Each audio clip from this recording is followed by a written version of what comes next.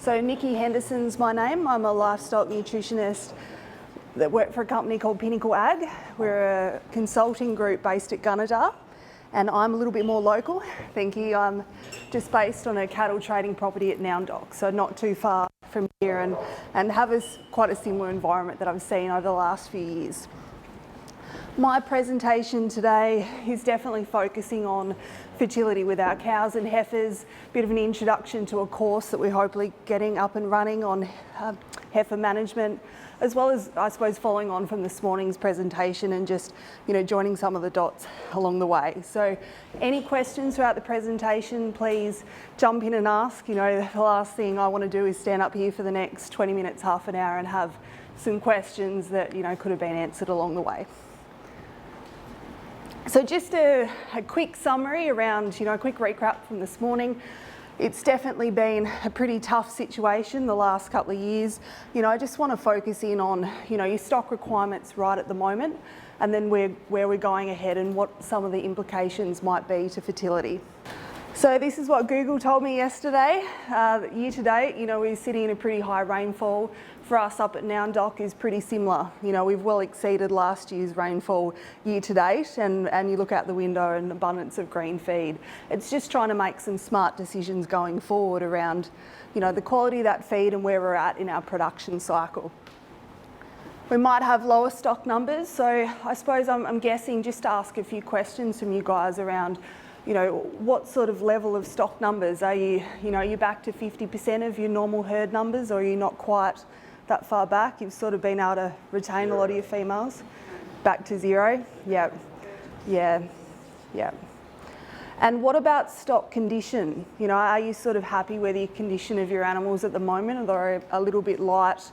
We sort of talk a lot about, your targets for reproduction at condition score 3. Some of us might have a little bit of a rebuilding phase to get them back up to those stages. And as far as production cycle, where is everyone in the room sort of heading to a later spring, September, October calving? Is that, anyone outside of that? Yep. And being autumn or a little bit earlier? Yep, okay. Yeah, twice, yep, yeah, no worries. Yep, just helps me get a little bit of a picture of, where we might be. So looking at this cycle, and I don't want to reinvent the wheel by any means, Neil's covered it well this morning. It's just a little bit of a thought for those guys where we are, heading. If we're looking at our production system mainly being summer active, if we're starting to head towards that spring calving, we do want to make sure that we've got some gaps filled in here, particularly when we get later in that pregnancy cycle, to make sure we've got enough feed to meet their requirements. So what's ahead? Yes, we've definitely highlighted the potential decline with feed, and I'll touch on that a little bit more later on down the track. But I wanted to jump to, cow fertility and start to talk about some of the implications and the targets we've got, because the main thing is for us in our rebuilding phase, because of the cost of stock at the market, adjustment is available, but it's a hard thing to try and secure animals, to bridge that feed gap for the excess feed you may have on farm. So a lot of the time, the first thing is just focusing on your cow herd or your heifers and trying to be as productive as you can be from the animals you've got on farm. So this, I think, is just a good graph to kind of show, how much of an increase we get from maintenance for animals when they are lactating. And that's where we can start to think to overlap that map against our feed on offer to make sure that we are sort of crossing over as far as have the bulk of feed when we need it. You think of that last gestation. Yes, their requirements gradually increase. Reality is it's probably that last cycle, last trimester before they start to calve that we get that great increase in requirements, and therefore can see further drop down in body condition. So I suppose what I'm kind of thinking at the moment, looking at where we're at, depending on whether we've weaned or not, we need to try and rebuild that cow body condition in this phase, because as soon as we get closer to that last trimester, that's when her requirements increase through to, conceptus getting closer to calving. But of course, that additional energy at that point is going to start to impact your calf birth weight.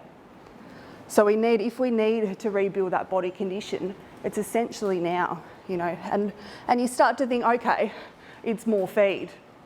Yes, it is, but there might be some other strategies if your feed is starting to decline that you might be able to increase her body condition. I now just want to talk about, just reinforce the message around why body condition is so important. So I'll just talk you through this slide because I do think it's quite useful information. So on this side here is the PPA days, so the postpartum anestrus interval. What that means is how many days from when they've calved to when they're going to cycle and get back into calf. So when you talk fertility and maintaining that yearly calving, this is really important. And one thing that's really interesting when you look at along the bottom here, the impacts on those days on their condition score. So if we've got an animal, let's talk ideal, at 3 condition score, she's on good feed, post-calving, so she hasn't dropped in condition. She's going to start to cycle, I'm not great at drawing a line, but you're somewhere, 30 days after she's calved, she's got the potential to start to cycle and get back into calf. If she's of that 3 body condition, but goes on to poor feed post-calving, it's a jump up. It's not dramatic, but it's definitely a jump up. So the thing is, maintaining that body condition is really important.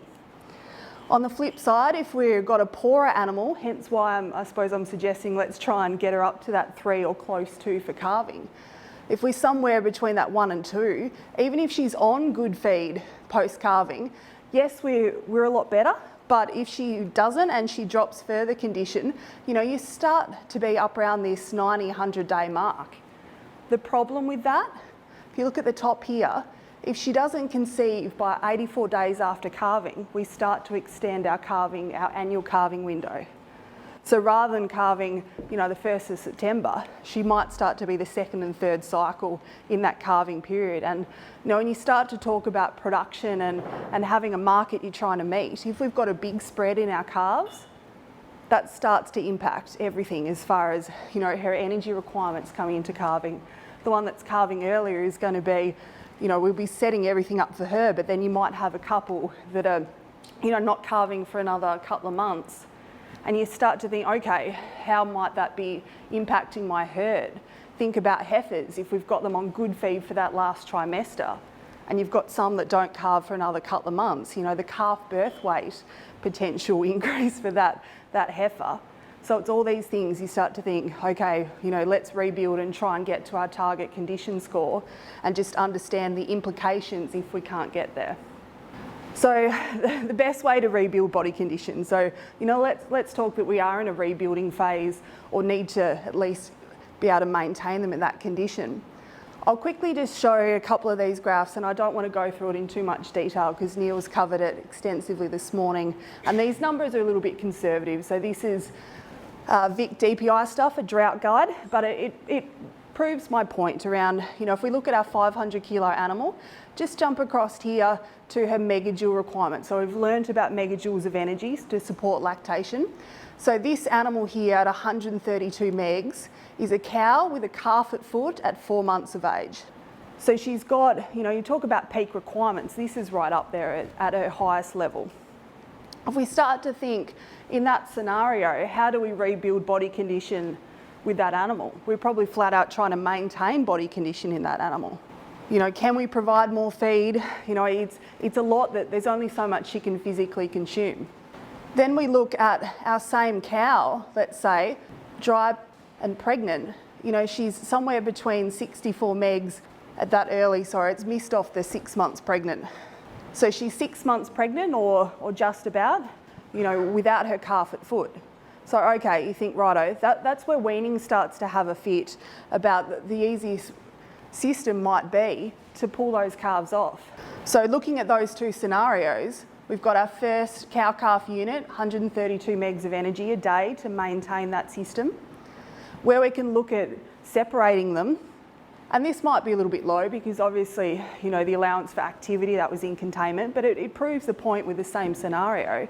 If we can wean that cow off, even with budgeting a calf, so I've just averaged what they'd calculated the daily energy requirement for an animal doing 0.5 kilo a day, that in conjunction with our cow maintenance at that pregnancy stage, we've got a fair chunk of saving there in about 30 megs of energy, or a bit over 3 kilos of really good hay. And you start to extrapolate that over as a cost. And I suppose I'm thinking, if we're heading towards this system, how many people have weaned their animals? What time or what age do you normally wean? And if it's something, I haven't probably progressed too much in this presentation, but if you do want more information about weaning, particularly early weaning, it's stuff we can go through around setting up diets.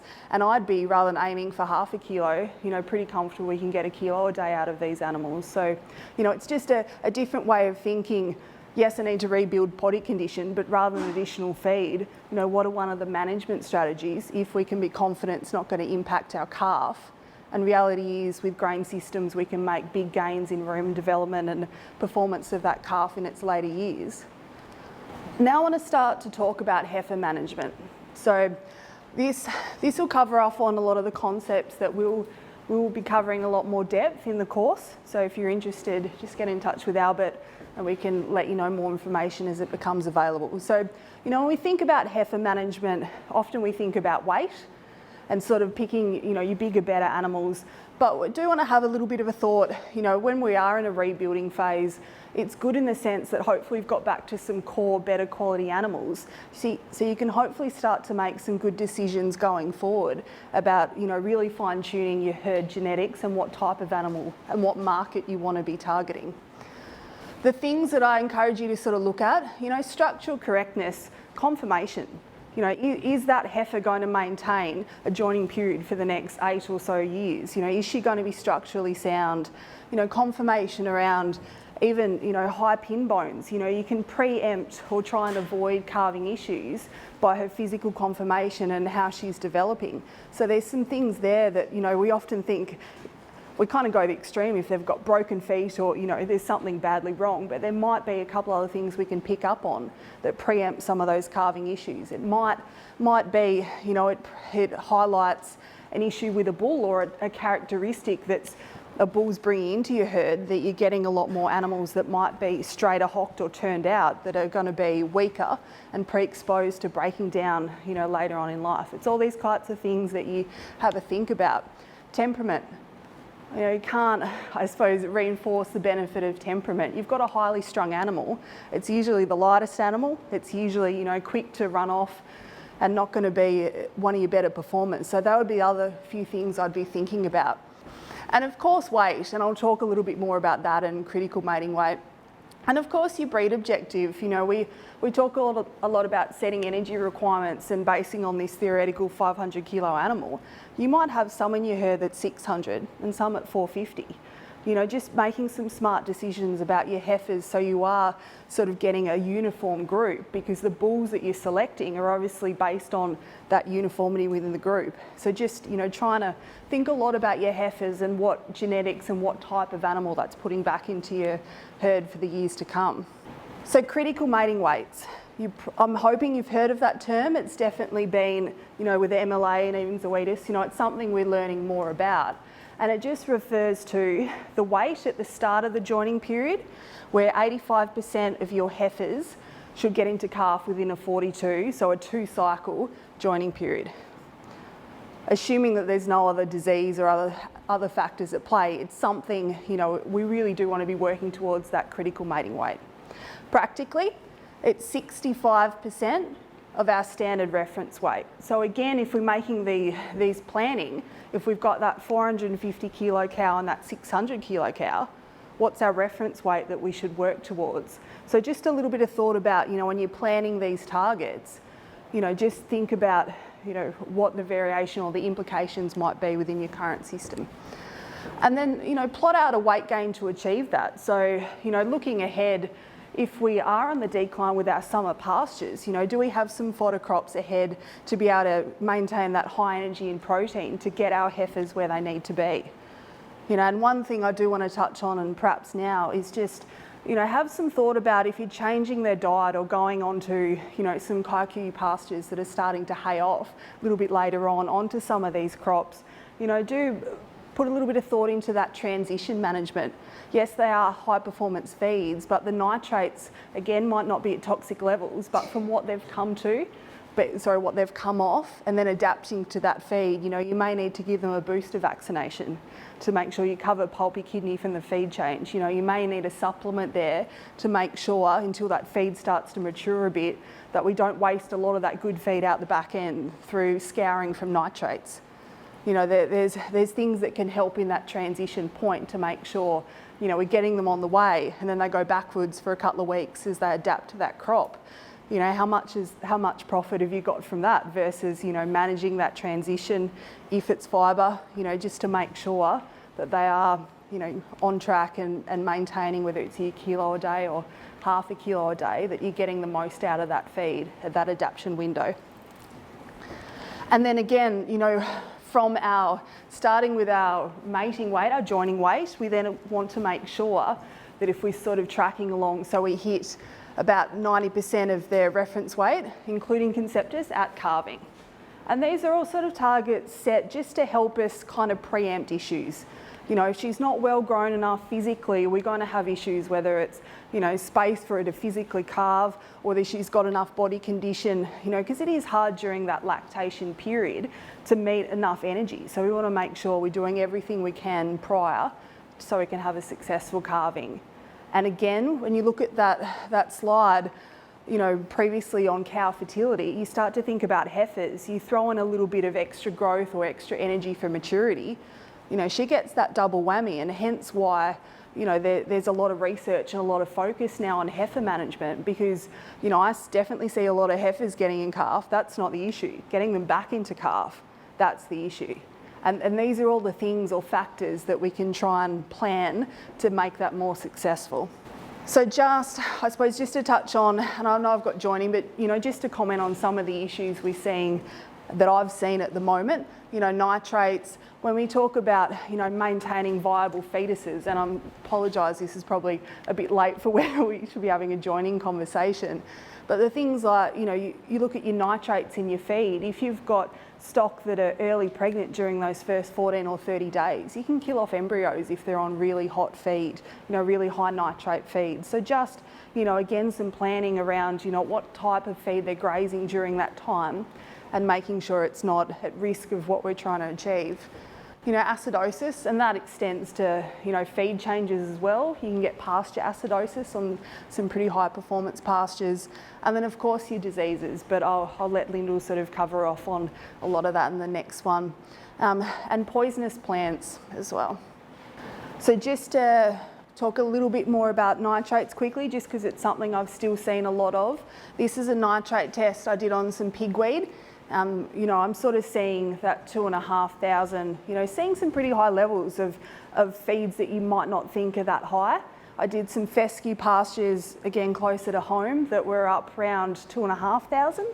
You know, so it's something, when you've got young stock on these high performance feeds, just understanding, yes, it's not toxic. When you start to look here of what's considered toxic, these, you know, 4,000 plus, but are you wasting production? You know, is there something simple we could do with some carbohydrate, you know, grain or loose licks, you know, something like that, to make sure that we are capitalising on that feed just at that window until it gets a little bit of maturity. So this is the fescue pasture that I did some nitrate tests on. I did a feed test on it where I was able to look at, you know, I suppose, rather than putting stock on there and seeing the issues, I'm about trying to, you know, prevent those issues. So this is where I could analyse and did an analysis. I should have updated this because I've got the rest of the numbers now, just to sort of preempt some of those risk periods based on the ratios of minerals that might be present. So the good thing was we had young stock on there. You know, they were showing signs of high nitrates, a little bit of subclinical bloating. And when you start to look at these ratios here, you know, your potassium, calcium, magnesium, and these ratios, you know, I can start to get a picture of, okay, this is, you know, they are lacking salt, they are lacking calcium, and of course magnesium. So just a little bit of understanding around, we're growing these great feeds, what might we be able to add in just at certain times to improve the production and preempt issues. You know, because if we had calving cows, or if we had, you know, animals post-calving with lactation, particularly heifers, I'd be expecting a lot of lazy births and some grass tetany. You know, but the good thing is we can preempt those by doing some testing and understanding our pastures and its limitations at those stages.